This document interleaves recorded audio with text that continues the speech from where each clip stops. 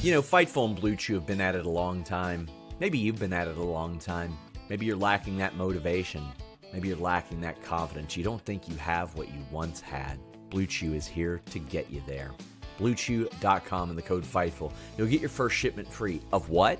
Well, it's a chewable tablet that has the same ingredients as Viagra and Cialis, so it gets your performance ready to go. It's prescribed online. It ships straight to your door. You do an online consultation, and if approved, you'll be back to that main event level performance. Sometimes it's not even about performance, it's about that confidence. And Blue Chew is going to make sure that you have that. Blue Chew and the code FIGHTFUL. Your first shipment free, you just pay $5 shipping. What is there to lose? BlueChew.com and the code FIGHTFUL. What's up, you guys? Welcome to Fightful. Sean Ross Sapp here. It is February 3rd, 2025. Hope you guys enjoyed your Royal Rumble weekend. I did not do a post show, so I'm going to talk a little bit about it here. We had a wealth of coverage on FightfulSelect.com. We had news on like 5 of the surprise Rumble entrants. If you're into that sort of thing, I know plenty of you aren't, and that's fine. But we also had a bunch of news today between Alexa Bliss's contract, Duke Hudson being released. There's just so much to get into here, and I'm excited to talk with you all about it. Also, some not so great, I would say not so positive news, but stuff that I, of course, we got to talk about. Janelle Grant, the amended lawsuit, as well as the Ring Boy scandal lawsuit moving forward as well. Of course, we cover those on our daily In the Weeds show now every morning on Fightful Overbooked. I spoke a little bit about those, but if you're here, leave a thumbs up, tap that bell for notifications, get your super chats, get your humper chats in. I want to thank our great moderator, Luis, for helping us out. I want to thank Phil and Iridian for doing that post show for the Royal Rumble. I joined them a little bit as well. I had to hit the road immediately after the Royal Rumble because for the first time in my, I think, entire pro wrestling coverage career, I got to drive home after a PLE. But by God, I'm here with you now. I'm on youtube.com/Fightful. I am on a variety of X Twitter channels, Twitch, Facebook, all that stuff. You can send in a super chat here at youtube.com/Fightful or a humper chat over at humperchats.com. That's our Streamlabs platform. And lots of exclusive news to get into, guys. We will always have the most exclusive news anywhere, and no shortage of it today. Let's get into some of that. Fightful Select reported today that Alexa Bliss not only signed a new 5-year contract, she signed that contract on Saturday morning and then flew to Indianapolis. Even though Wade Barrett, very kind of him to highlight on social media that he was not speaking about me when burying dirt sheets. I mean, Mike and Dave didn't get that story wrong either. And I'm just like, go at them for something that they get wrong, but not something that they got right. These negotiations were at an impasse. People said, well, how did they have the merch ready? Well, they had planned for her to come back a couple weeks ago, had the merch prepared, had some creative set, but there was an impasse. Specifically, that impasse came with Alexa looking at the landscape of the new deals and her representation, which was Paragon Talent Media, or Paragon Talent, which is Mojo, the former Mojo Rawley, and Steve K, and looking at the nature of deals now and then saying, well, I do not want to be on my old deal. However, you look at how much time she had off, and WWE's approach was, well, we paid you for 2 years of maternity leave. We paid you for injury time as well. And they were wanting to stay on the old deal and wanted her to honor it. That didn't end up happening. WWE ended up giving her a new contract. She ended up taking the place of Shotzi, who was supposed to be in the Royal Rumble. I didn't hear of any like heat or anything like that on Alexa. Most people were excited to see her and were bummed for Shotzi, but that's what you run into. Lots of questions about Drew McIntyre. I mean, he's just supposed to be on SmackDown from what I understand. He wasn't there tonight. that was legit. The story of him sort of storming through Gorilla and into the locker room, cursing a little bit. He was frustrated over LA Knight and what he believed was LA Knight taking his time preparing for his spots and basically delaying Drew's elimination. We had a bunch on that on Fightful Select. Drew was actually supposed to be eliminated by Damian Priest before Logan Paul got out there. However, that is not what happened.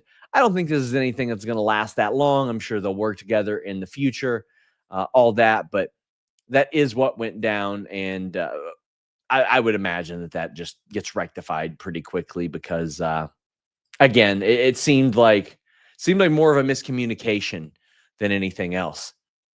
Duke Hudson, Fightful Select confirmed today that he was removed from the internal rosters in NXT a couple weeks ago and then quietly released.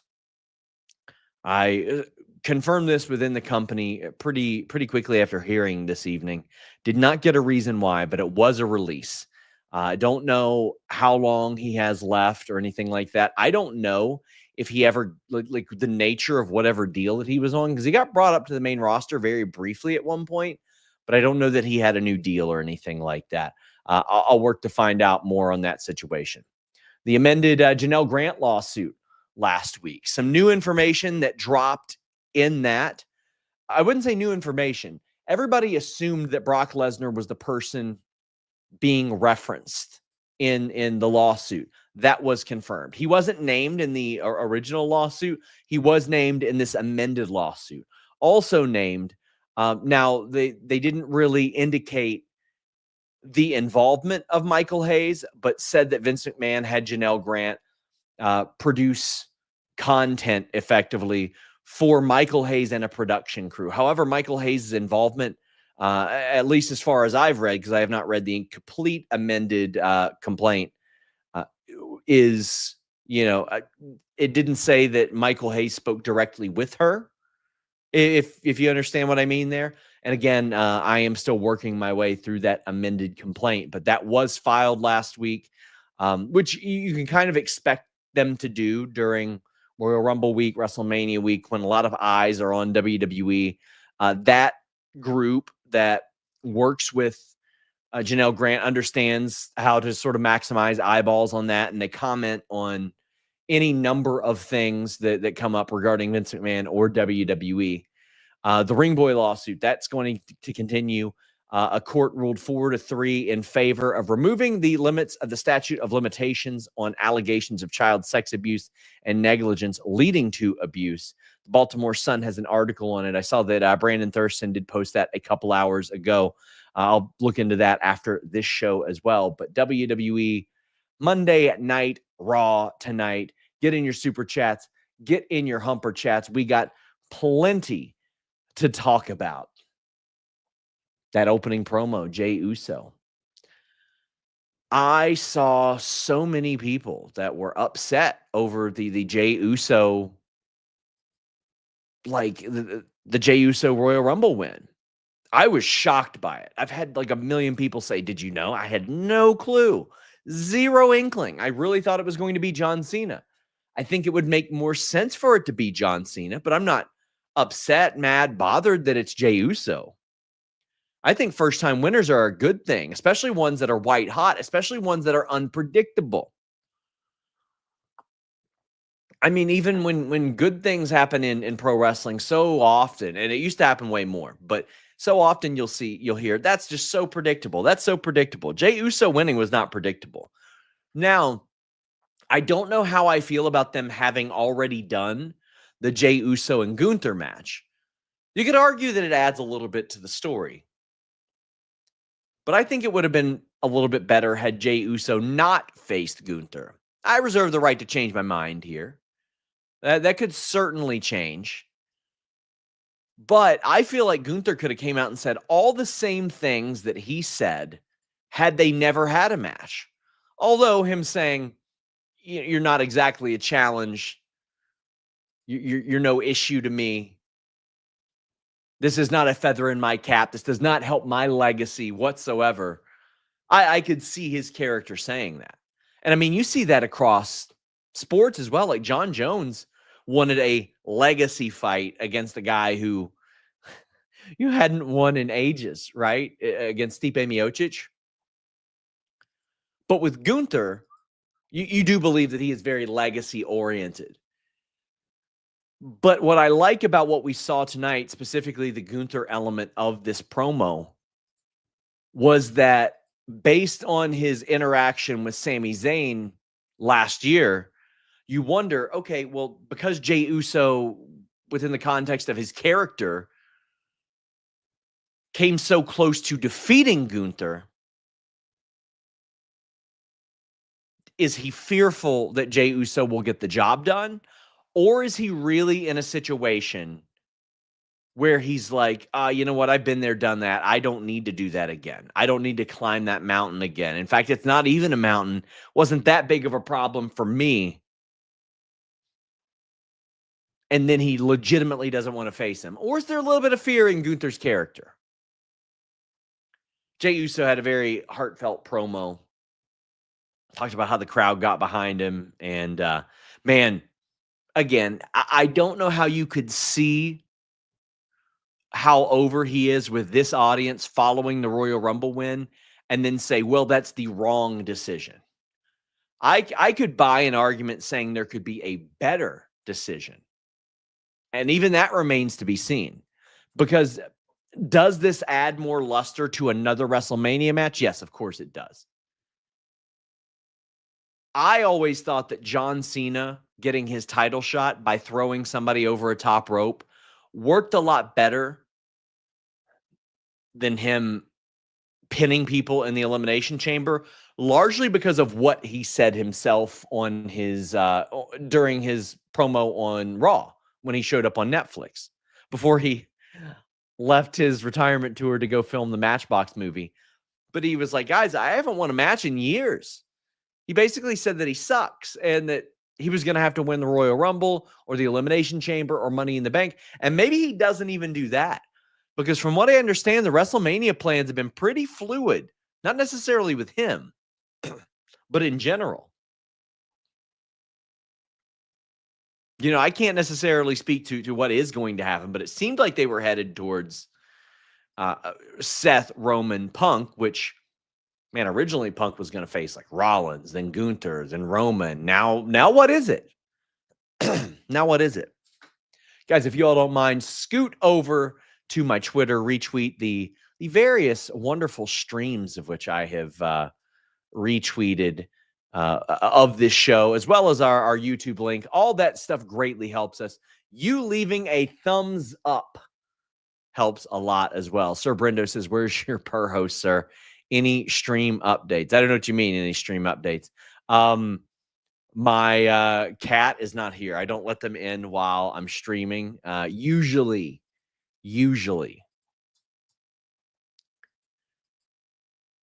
Let me make sure I find my notes here. Here we go. Gabriel says, as a Mavs fan, I need Raw to distract me. Good show.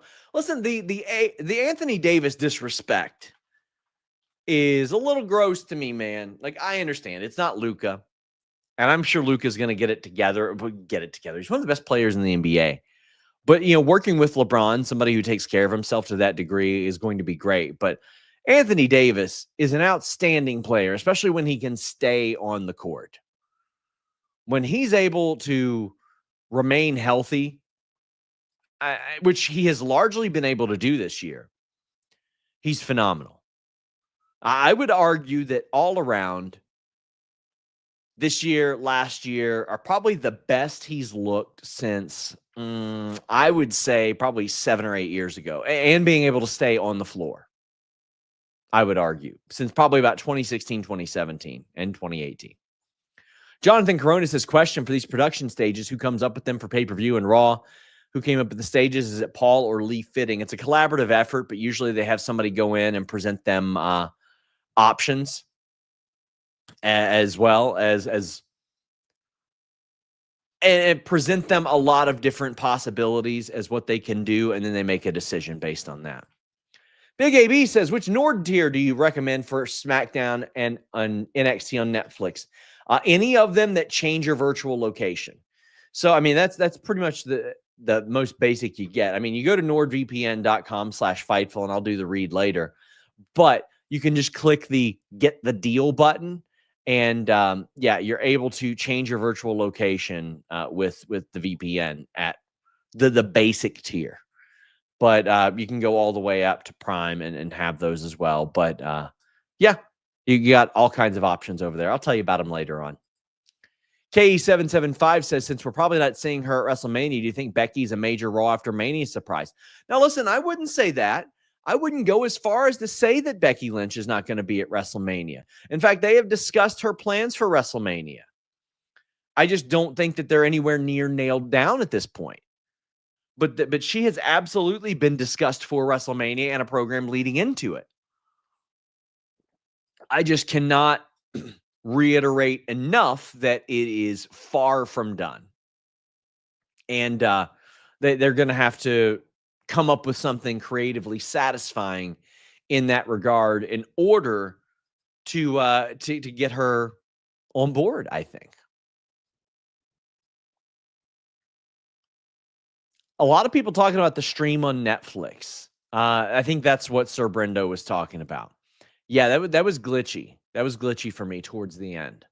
First time I've had that on Netflix so far.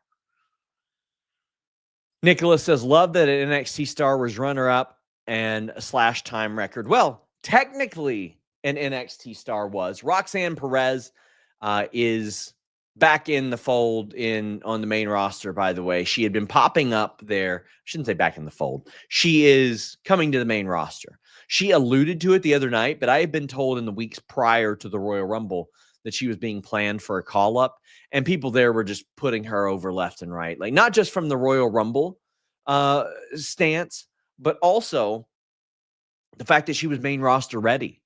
The fact that she honestly had been for quite a while. I mean, she was no stranger to TV. She was ROH Women's Champion along the way. So, yeah, she's going to come in and make an impact. I don't know what brand or anything like that, but yeah, I do think that she is going to be an immediate player on Raw or SmackDown. There were a lot of recaps of Braun killing ISHO Speed. There were some people that popped big for that backstage. Like, a bunch of wrestlers were sending me my own clip before they realized it was my clip. And they were like, damn, he got destroyed. And he did too. These celebrity integrations are so different than what they used to be, right? Like, we felt fortunate that Floyd Mayweather came in and worked one of the most basic wrestling matches ever, and we were all over the moon about it as wrestling fans.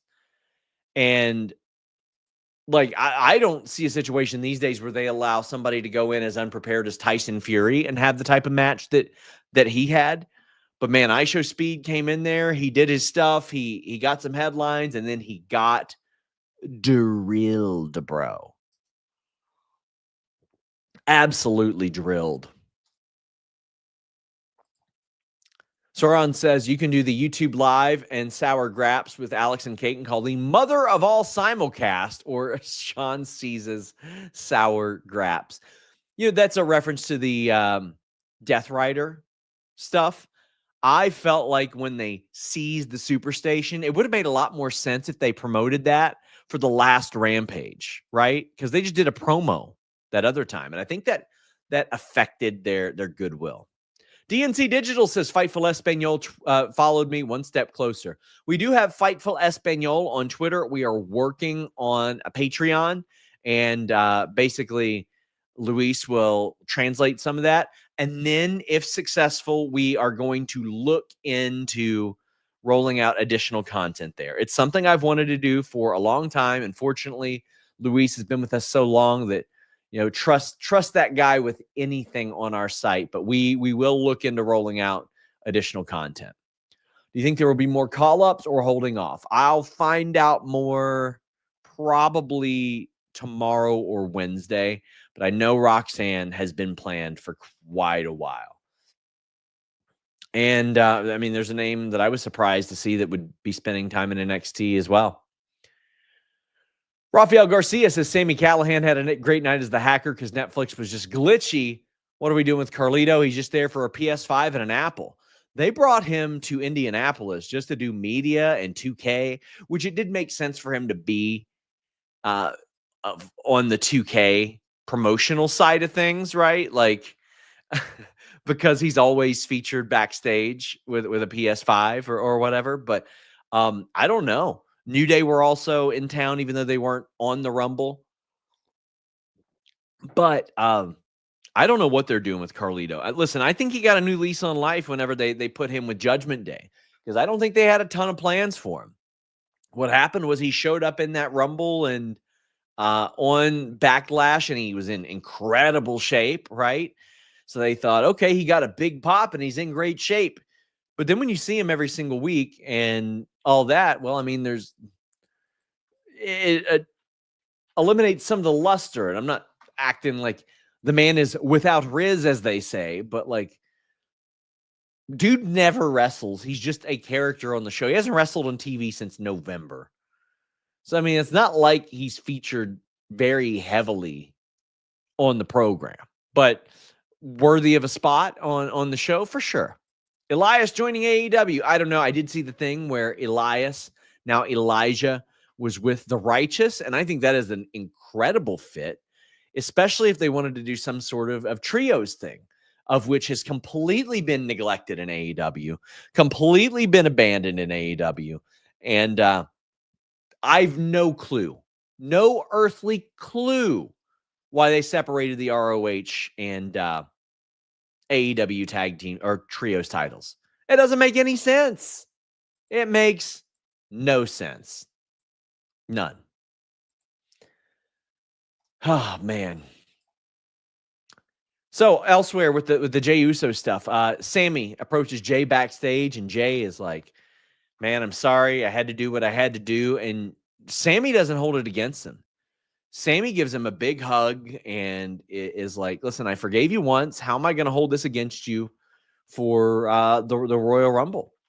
And this plays into what we saw later in the night, because while he is forgiving, someone else is not forgiving. Update on Vinci. I have not heard a peep regarding him since about mid-December. He was working dark matches and losing all of them, by the way. He worked like 3 weeks in a row against Apollo Crews on a dark match. He worked Baron Corbin in dark matches before Baron got let go. He was losing to Luke Gallows in dark matches. I have not heard a single thing about him, but I will start asking, because apparently, and I'm not saying he's been released or anything like that, I want to be clear, but listen, a release rarely goes under our radar for like 2 weeks, and Duke Hudson did. Lord Zyker says, I asked previously if you'd heard any plans on to keep the Winged Eagle around. You'd not heard of any chance they merge the Winged Eagle with the undisputed title for a new one before Mania. I don't want to give people hope, but I would say there is a possibility of such. Obviously, this Friday is going to be very telling regarding what Cody Rhodes has with him and what Cody Rhodes does. Because like Cody Rhodes' title effectively represents the black WWE Championship, the red and blue WWE Universal Championship, the combined gold undisputed WWE Championship, and now the disputed Winged Eagle Championship that was procured along the way. Parker Hines says, I thought the weakest part of the Rumble was Def Rebel. Their music is not it. I have been talking to a lot of wrestlers about Def Rebel, and those sentiments were echoed. A whole lot of wrestling fans that Royal Rumble is a very casual fan type of show, right? So this is also something that I hear about from my friends who know what I do for a living and don't watch a lot besides when it's Royal Rumble. And I think that's why the hell is somebody else's stream popping up on my X? But is also something that they noticed and something that they picked up. And that goes an awful long way in identifying stars and making them stand out, right? Like, it's something that is very, very important. And this Def Rebel is not getting it done. Absolutely not getting it done. Any word on why no Solo in the Royal Rumble and what plans are for him going into Mania season? I am of the belief, Parker, that they are Steven. Sorry, Parker sent the last Humper chat. I am of the belief personally that they wanted to highlight Jacob Fatu. And I don't think that's an accident. And I've been starting to talk to people about that as well. Like, I really think that they wanted to put a spotlight on him. And I think that will wear at Solo. And I think personally, as a prediction, not a report, that Jacob Fatu will sort of break away and break out of Solo's shadow. We'll be reminded that Jacob Fatu had to give up the tag team title and all that stuff and all the sacrifices that he made as a result of all this. And I think that will carry over into WrestleMania, because I think we're looking at Jacob Fatu versus Solo. I think so, at least. Penta defeated Ludwig Kaiser. Another good one here, man.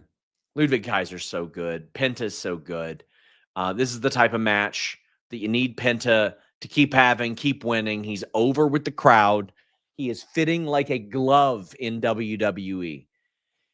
He showed up. He did media the other day, largely in English. They were requesting no Rey Fenix questions, by the way. Worth noting. But then he crossed over Dominic, and it wasn't planned or anything, but they did a little confrontation there, which I thought was very, very good. I loved that they did that.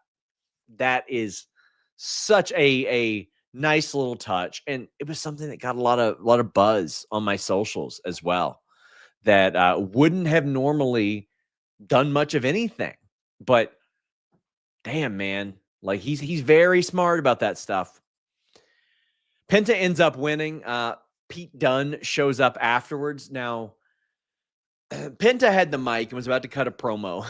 And then Pete Dunne's music hits, and they did like the shocked reaction. And like, I love Pete Dunne as a performer, but I don't know how concerned Penta is supposed to be with the guy that just got slapped around by R-Truth and has largely been like, don't call me Butch. Anything but that. Don't call me, but don't you dare call me Butch. One of those. You know what I mean? Like, I felt like that took a lot away from Pete Dunne. Now, maybe he's about to regain it.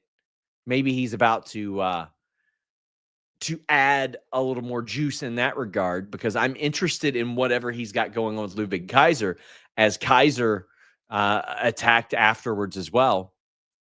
John Guada says Kaiser should lead his own stable with Pete Dunne and Tyler Bate. I would like something with Pete Dunne. I think they could make a good team, because I don't know if anything in a singles capacity is in line for them, because obviously Ludwig Kaiser is not in line for world title contention.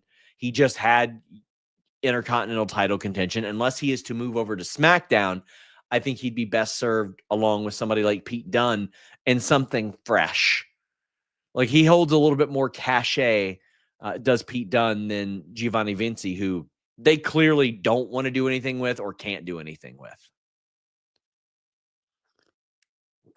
Do you think they're doing a last chance Elimination Chamber qualifier? I do. Speaking of, Finn scolds Dominic Mysterio, but Dominic got him a qualifier.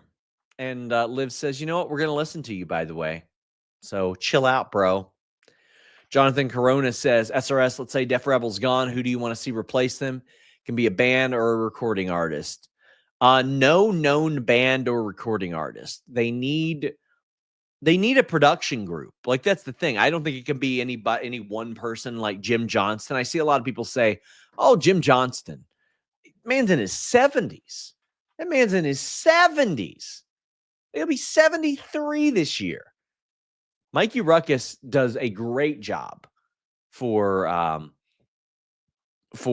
AEW, but I think it needs to be a group of people, some that specialize in rock music, some that specialize in hip hop music, some that specialize in electronic music. Like that way you can give a lot of different looks. And that way you don't have to have it go roll bottle or damage control before everything. Like it needs to be identifiable with your brand, with your talent.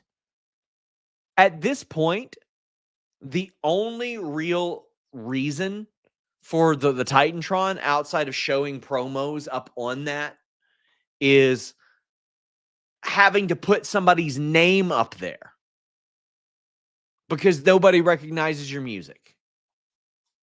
That's the biggest benefit of the typical set as of now.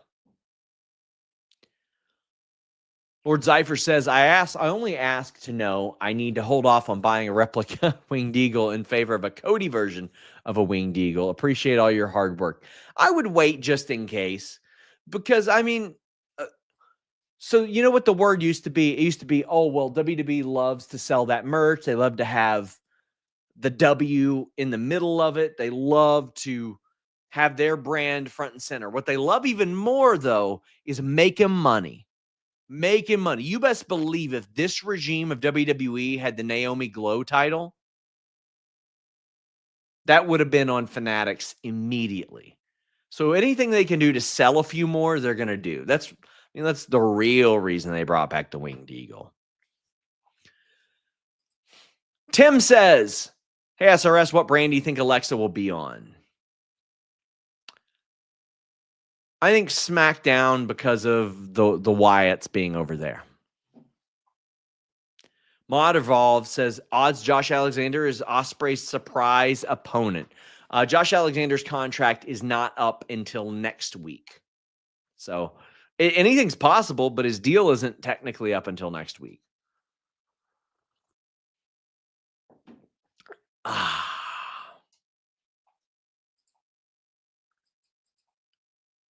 We got Charlotte's promo. Oh boy, I got lots of thoughts on this. She came out and she starts talking about how she didn't know if she would be back at all, about how extreme her knee injury was. And that's why, I'm seeing videos in March or April last year of her doing bands and all that stuff and people going, oh my God, look how far ahead of schedule she is. Guys, the extent of her knee injury was so extreme. It legitimately was impressive she could return from it. Now, I mean, listen, no knee injury is unrecoverable these days, but it was vicious. They did, from the time she had that injury, WWE had straight up been telling me, we're not expecting her back in 2024. So she gets booed. And I saw a lot of people saying, oh, I feel bad for her. I don't. They need to lean into it. Stop trying to make Charlotte a babyface. Against Rhea Ripley, against Tiffany Stratton, it is not happening. Rhea Ripley interrupts, which, by the way, Charlotte says, if this were a year ago, this would have really bothered me, but now it's not. Listen, she's been around long enough. It shouldn't have bothered her a year ago either. She knows the drill. She's a heel within the eyes of WWE until she hits that, John Cena level of the audience just kind of recognizes what she has done for wrestling and how much she has given to it. But even then, she's got the image of who her father was and that getting her opportunities, despite the fact that she is a supremely talented woman that deserves the opportunity she's gotten. She's still going to have that sort of monkey on her back in that regard. So, John says Charlotte's about to get a Roman Reigns run, and that's a good thing. Give her a 4 horsewoman type stable. JC Jane and Fallon Henley would be great additions. I do think that Charlotte would stand to benefit from a group. I don't know if she's going to get a Roman Reigns run. I'm not sure what you mean by that. Like a long-term title feud? I don't know about that. That's a TBD to me. But Rhea Ripley came out and ran down their history and said, yeah, I beg you to to choose me. Like, do it. And Rhea or Charlotte's like, nah, I don't know if I'm going to do that. I'm going to go to NXT. I'm going to see what's up with Julia. I'm going to go to Fridays. I'm going to see what's up with Tiffany. I'm going to see how things are going for them. I'm going to look at that. And I think that's a pretty telegraphed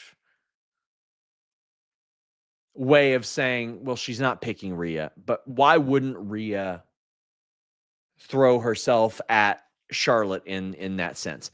Now, I think it's going to Tiffany, and I think they got to do the double turn that isn't really a double turn here. Tiffany Stratton is not going to be the heel in this feud.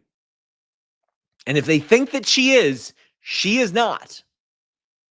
Now, to me, it's a shame they already moved Bayley over because I think Bayley would be the perfect conduit for this.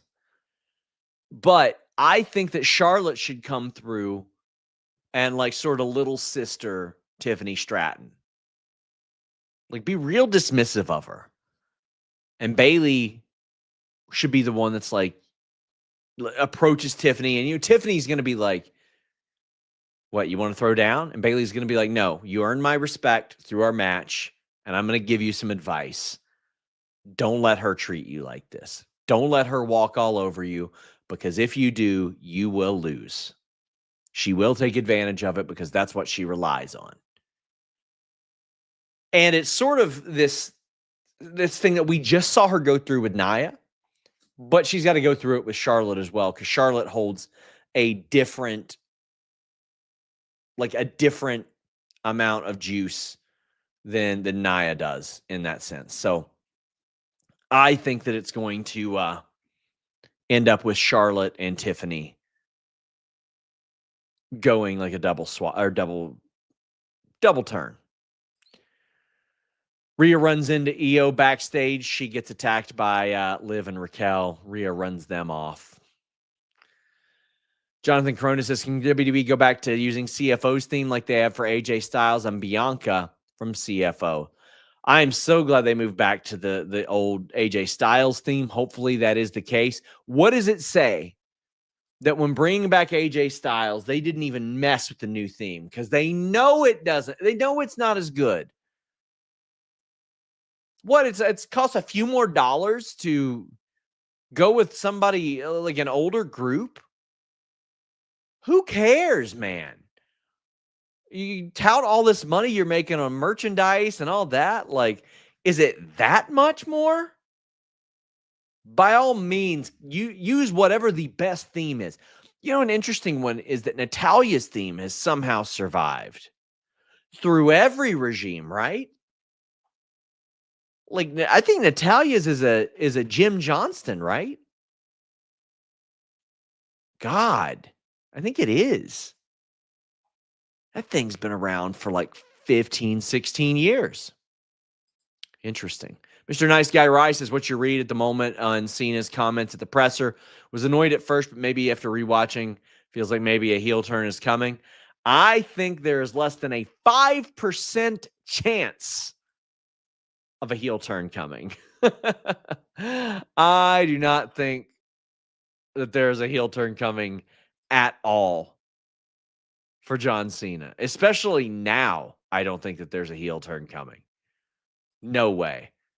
No, they at this point have done so much to establish him and put him on this final run. And if it was going to happen, it would have happened years and years ago. It's not going to happen during the run where he's actually getting cheered. Vin says, any truth to rumors of Trish Tiffany in Toronto at the Chamber? I have not seen this whatsoever. Riccacino, who hosts our Collision show in the box, suggested, I could see Trish going on a run and doing the Toronto show. And it made an awful lot of sense to me.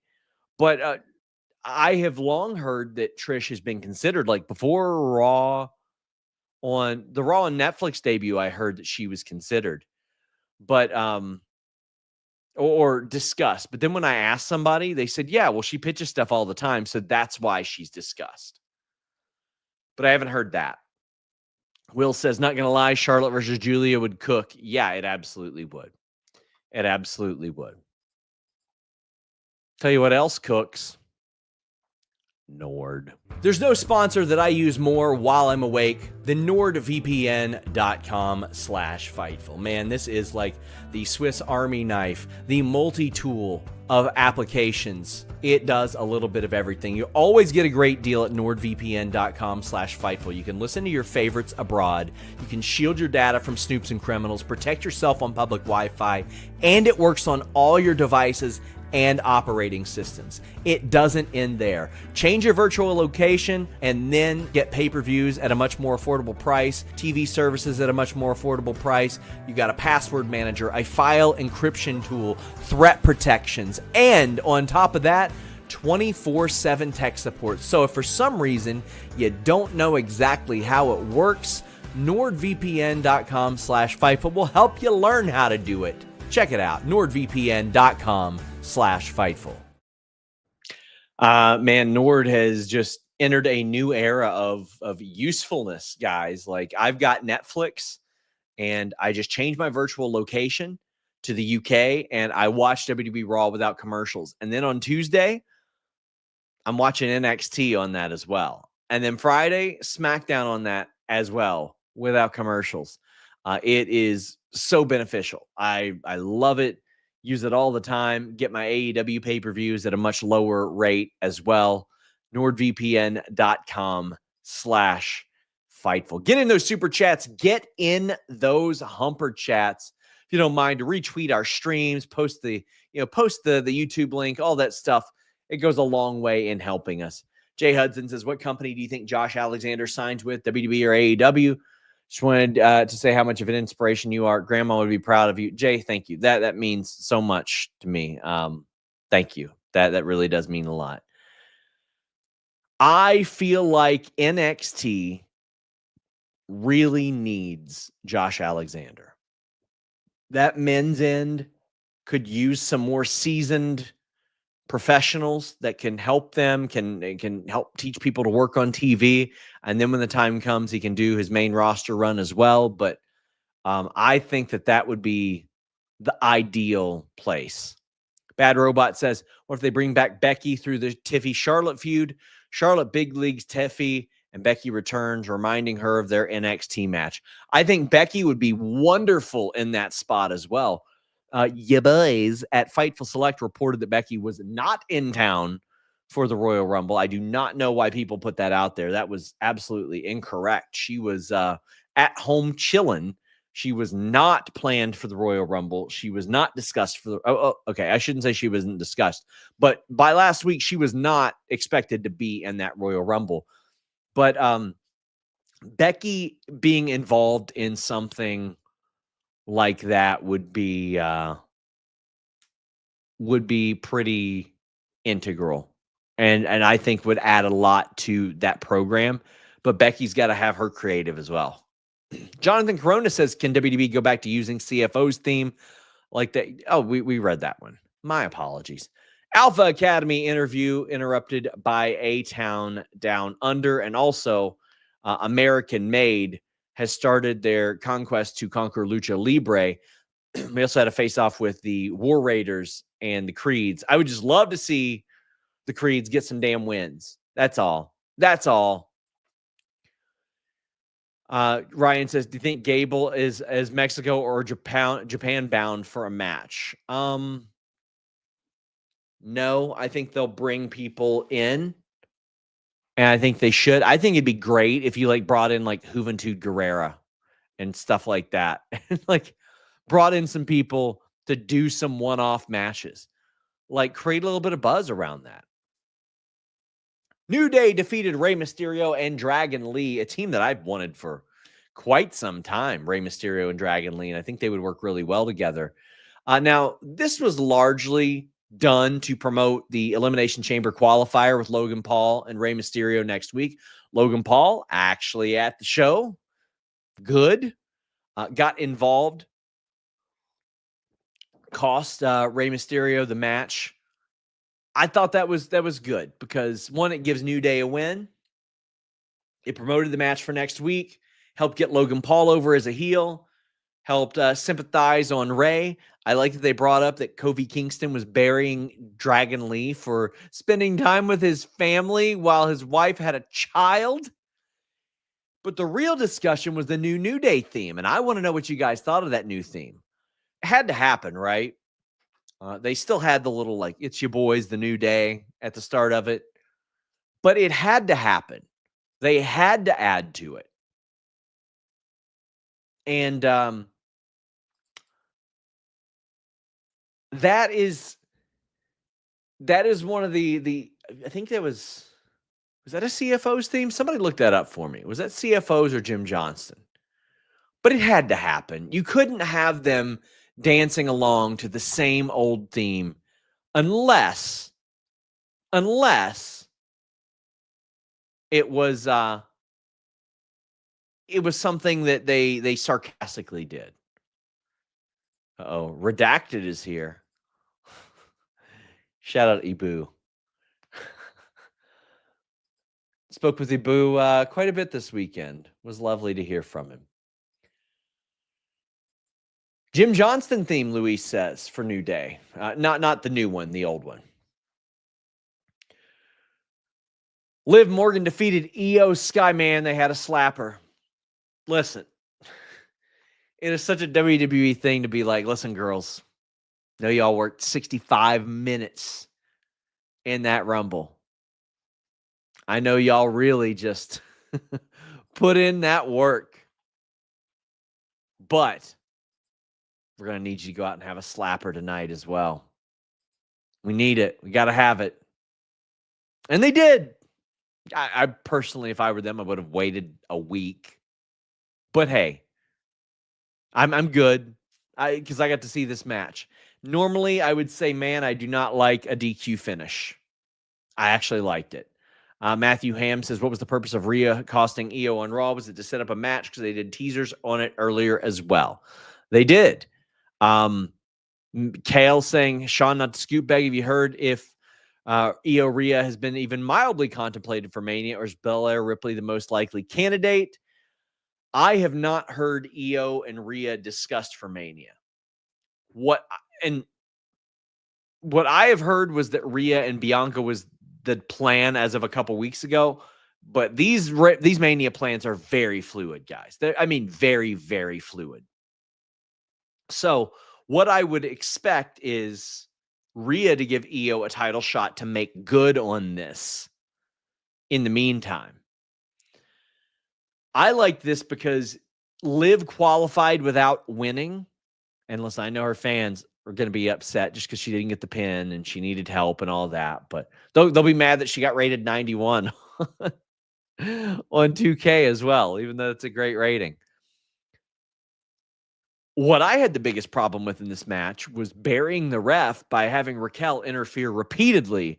And then when Rhea interferes, well, then the ref sees it. I think you make the ref look really bad in that spot. But this match was a slapper. I thought the finish actually made a lot of sense. It got heat on Liv. It made Io sympathetic. It made Rhea look like, oh, she's not invincible. She can screw up. And I thought it worked really well. And it teased the friction between Io and Rhea, who had seemingly maintained that mutual respect prior. Lucky Charm says, Liv is my favorite for the 2026 Rumble in Saudi.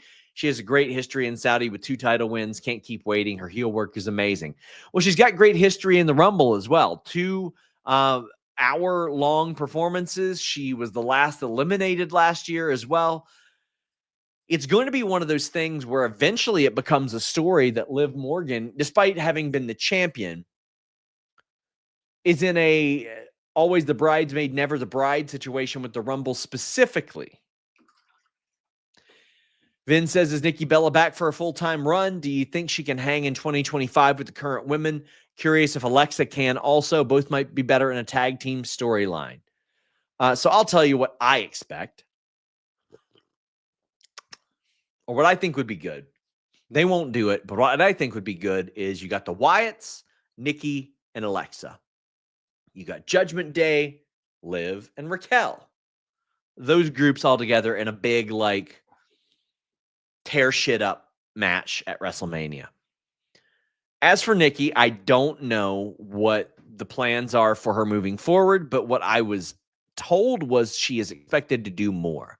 Now, usually when somebody is just expected to do more, they're probably not going to be full time, but they will be around more often. When I was discussing this with people, it was largely intimated to me that this was not her last match, that there would be more in store, and that we had not seen the last of her. I guess we'll see. But I would be surprised if we didn't, because I know that she prepared for this. Who did Dakota Kai new theme? Jonathan Corona says, who did Dakota Kai new theme that goes with her? I don't know how to respond to that, but I don't know anything about Dakota Kai's new theme. Bad Robot says, yes, Becky would need creative as well. Who else did she face in NXT? Intercontinental Champ Lyra faces her at Mania, has a banger, oos bumps. So I think one of the qualms in the women's division is something that it was something I brought up when the IC and US titles were developed. Like, you got to have underneath feuds to get these people ready. Not everything can be a title match or a token tag team match. There have to be supplemental stories. That way you get to these title matches. That way you get to the contendership. That way it means something. Otherwise, if you're just handing out title shots, what does any title shot mean? I think you got to do it that way. You got to be able to develop contenders. I mean, Michin and Chelsea did it so well that they made a title. It's just, unfortunately, we don't see a lot of non-title program pushes in that sense. And also, I'll tell you an issue regarding Becky. She has worked with like everybody. They've got to get people on her level to work with her. And even then, she was trying to get people on her level before she left. I'm so glad Roxanne's coming up because it's finally somebody she hasn't worked with. I'm so glad that Jordan's in WWE. Like, I'm so glad that NXT has a whole new crop of talent to work with Becky, because Becky's going to be around for years. Bayley versus Lyra next week as a chamber qualifier. She was in the crowd. Mr. Straightfire, thank you for the Humper chat. If you have anything to send with that, let Luis know. But if you don't, I appreciate the support. Get in those super chats and Humper chats. Again, guys, we got so much backstage news. I'm going to have an update on Jordan Grace's deal and plans for her on FightfulSelect.com on Tuesday. Now the best $6 a month in the business, or $64 a year in the business. William Rabb Jr. says, PWI says AJ moves to Raw, opponent for Logan. I think that's quite possible. And yes, it was made official.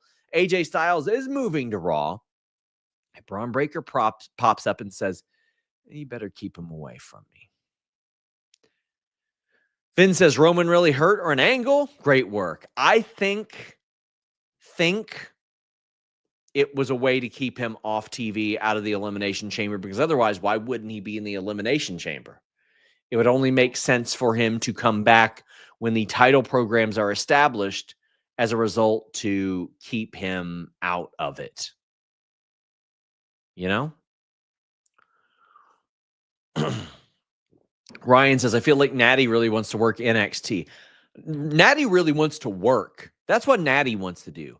Natalya Neidhart wants to work. She just wants to be involved in something. She signed a new contract and they have parked her. Why? If you weren't going to use her, let her go. She could have done something somewhere, whether it be AEW or TNA or Japan or the Indies or something. She would have done something. Now, granted, listen, good for her. She's making a ton of money. But originally they were going to have her with Pure Fusion Collective and turn her heel. Then they just decided not to do that. And now she's just chilling. Doing media with me is what she's doing.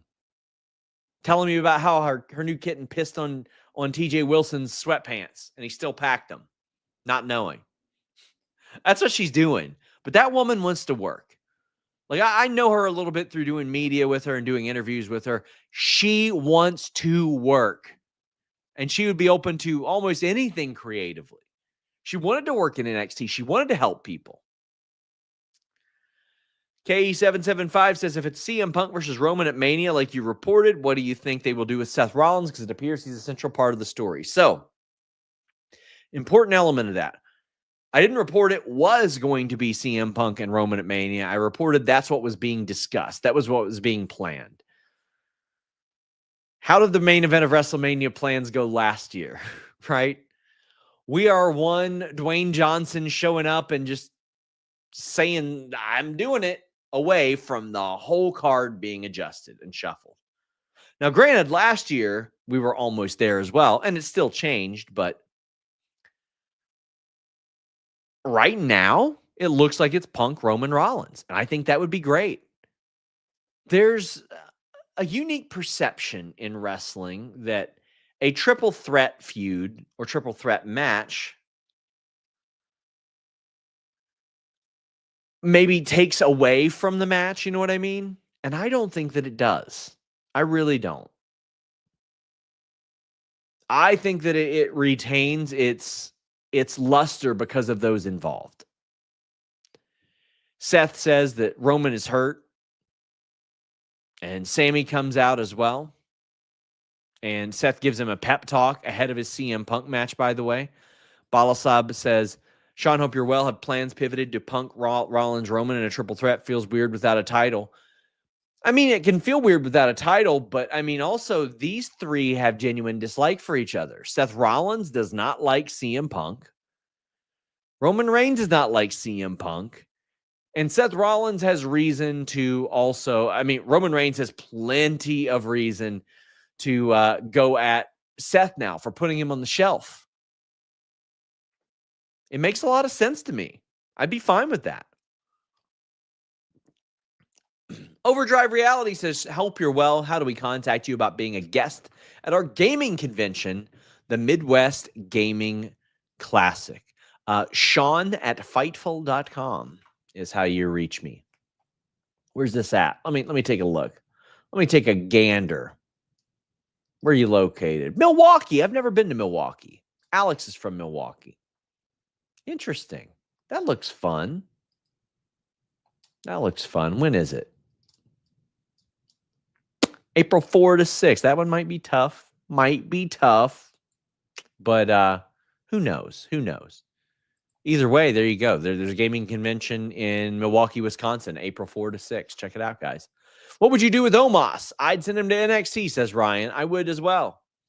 I would have him go in there and work and create a little bit of buzz in there and see what you can do with him. You send him to Noah. He created buzz. He got better. Give him the chance to get better. CM Punk versus Sami Zayn. Punk wins the qualifier. Good match. Good match. It feels so weird to see CM Punk wrestling on Raw. Now, I know we saw him on the Raw on Netflix debut, but that was like a pay-per-view, right? Like, I wasn't sure exactly how much we were going to see CM Punk wrestle on WWE Raw.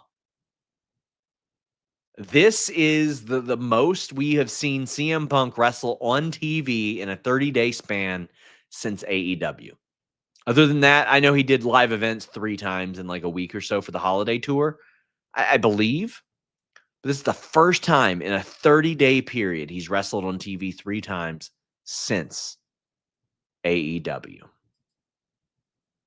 Wow. Damn. Punk during the match. So WWE is headed towards that. Yeah, I mean, not headed towards. They are in that phase. And I saw Trevor Dame tweet this, and he's right. Like, WWE loves their big pops for the dialogue, like Punk going, "You're not on my level," and the face off. Like, how many times did you see it in the Rumble? Like, they just face off and look at each other, and people go, "Oh my God, the possibility is real." And it happens a lot in the women's rumble too, where people just look at each other and go, yeah, me, you, yeah, instead of just fighting. And people pop for it. People love it. And listen, that is as Hogan in the ring as you can get. Like you get the reaction for doing nothing, then good. And it's more about, it is truly more about the story in WWE. But these two still had a good match. JM says there seems to be some picture issues with Netflix at the end of the broadcast, but Tap Sports here in the Philippines was just fine throughout. Gosh, I got the hiccups towards the end of this damn show. Sami Zayn nearly won this. And again, really great work between these two. This is the CM Punk that you want to see. You can still go out and have a slapper, man. Still have a slapper. And Sami Zayn continues to be a fascinating character. After CM Punk beat him, CM Punk shook his hand as to insinuate, no, you are on my level. You are on my level. And you can tell that helped him feel some sort of way. But Sami didn't really want to do it. He was just being a good dude. And then Kevin Owens showed up and said, nuh-uh, buddy. You've forgiven a lot of people, but this piece of shit, that's too much. That's too much. And beat the shit out of him. Package pile driver. Fahad says, is KO now a part of Raw? If so, SmackDown is screwed. I still think there's fluidity. That brand split doesn't mean a goddamn thing. Pardon my language. Doesn't mean a thing. Vince says, surprise KO did the package pile driver. He still has to close out Randy and both feel like Mania. Give them this Mania. Storytelling is not predictable. I don't know the status of Randy, like, at all. I have heard no update. He hasn't been around that I have heard. I haven't heard about him. I don't know, like, if he's, like, seriously injured or he just had time planned off or what that deal was. Haven't heard of him being backstage or anything like that. Ryan says, I know the assumption is KO re-signed, but what's Sami's status? They had similar contracts last time. With them being built to WrestleMania, I would be shocked if they both haven't re-signed. Now, both have also been fairly quiet on the matter, but I would say that both of them have re-signed. D'Lo says, I will say outside of the bad lag, Raw was good. Yeah, I enjoyed it. A lot of story progression there, which it's Rumble season, Mania season, so you're going to have a lot of story progression there. Guys, get in your super chats, get in your humper chats. I want to know what you guys thought about Sami Zayn losing to CM Punk, about Kevin Owens turning on Sami Zayn. You had that great shot at the end of the show with Sami looking down, or with Kevin looking down at Sami with the Sami Zayn Jackass shirt, the Sami Zayn Forever shirt. KO Sami with a big-ass Mania crowd, they deserve it. They do deserve it. And, I mean, they have been tied together for an awful lot of WrestleManias. They were in the ladder match together. They had a match, but, it wasn't exactly, the type of match you would want to have, the amount of time that you would want to have at a WrestleMania, the crowd you would want to have at a WrestleMania. Like, you want a full crowd. You don't want the Raymond James crowd that was like distanced and halfway, but they teamed together against Daniel Bryan and Shane McMahon and Daniel Bryan's return match. They teamed together in the main event of WrestleMania. Like, having a proper WrestleMania match, they can carry that story. I'm interested in it. And especially because they got over the package pile driver heavily. Now, looking back, that really should have been what sidelined a lot of people. That should be like the new age punt, right?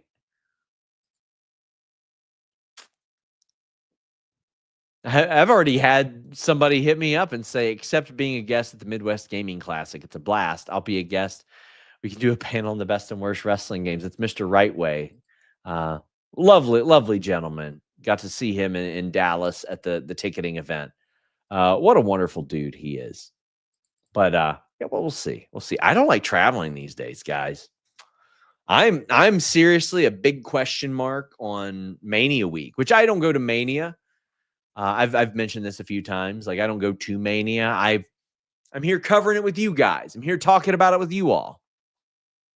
But I like being home. I love Lexington, Kentucky. Could Bianca at Mania involve Jade and or Naomi? The last I had heard, the plan is for Bianca Rhea. I have not heard of anything else since then. I have not heard any discussions about Jade being back. She was not discussed for the Rumble. She has been at the Performance Center training, and that's it. Could it involve Naomi? Sure, it could. They're tag champs, but I don't think it will. Guys, leave a thumbs up on this video. Subscribe. We got interviews this week. We got a lot of videos coming up this week here on YouTube. In addition to Beyond the Bell on Tuesday mornings, Grapsody on Saturdays, In the Weeds now on Fightful Overbooked every single morning. If you guys don't check out that show, Joel and Jeremy do such a great job. I do run-ins on that all the time. It's sincerely my favorite like wrestling morning show, to the point to where, and I don't listen to other wrestling podcasts. I just don't. But I had replaced my Good Morning Football with In the Weeds. Really enjoy them. Like they even make jokes. They're like, "Oh my god, I can't believe Sean actually listens to another show on Fightful."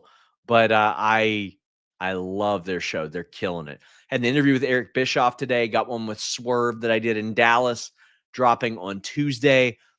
History of Tribute to the Troops dropping on Friday. Lots of cool stuff. Vic says, is it about Sammy forgiving Jey or is it about Sammy not helping him against Cody?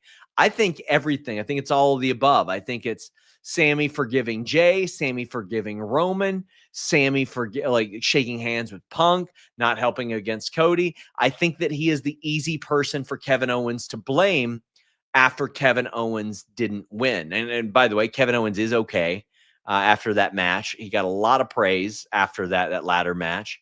Don't know about Cody. He's at least implying that he's still going to be on TV. So, but I think it is a cumulative effect. And right now, Sami Zayn is a very easy person to blame.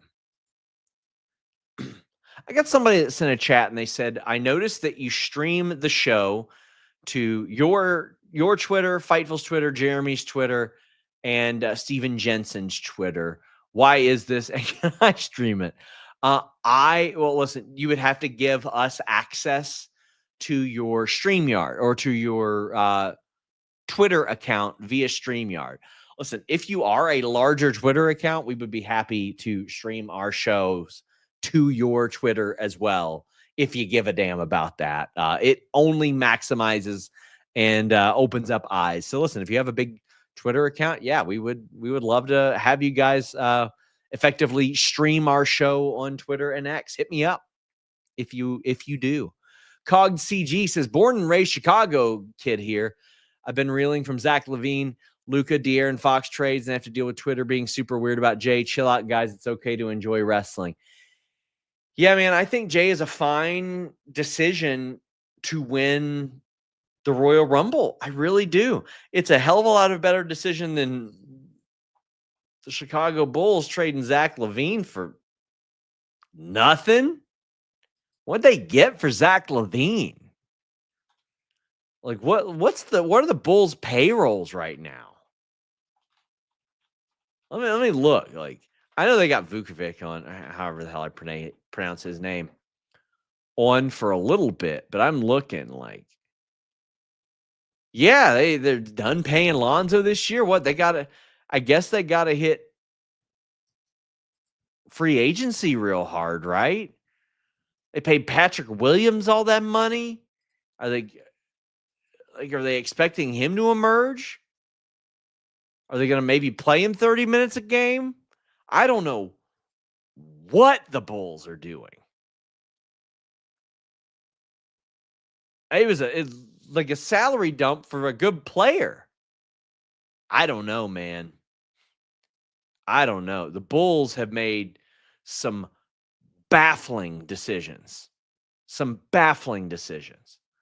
DNC Digital says, not to brag, but I'm 9,014 followers away from 10K.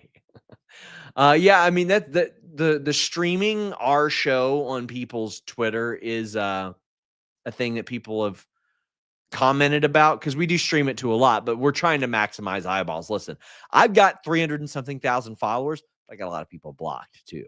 So I'm completely not opposed to that because the more people that watch, the better for us. But hey, by God, we are here every single night.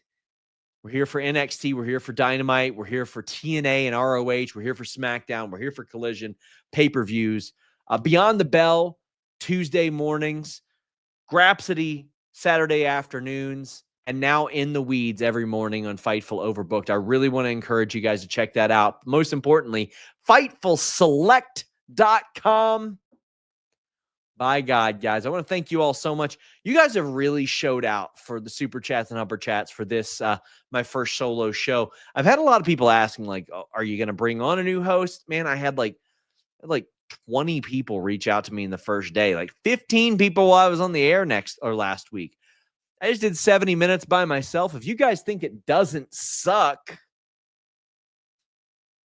maybe I'll just hang out by myself for a little bit.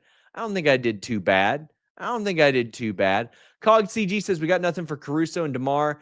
And with Zach, what the hell, man? Rumors about shopping Lonzo for second rounders. My diehard fandom is dying. Listen, I grew up in the 90s, so obviously I was a Bulls fan. We didn't have a local team. Hard to not be a Jordan fan. I am baffled at the decisions that have been made. Like, listen, in NBA in general, make some puzzling decisions. Like, just go back to the 2016 free agency and all the dumbass money that was spent.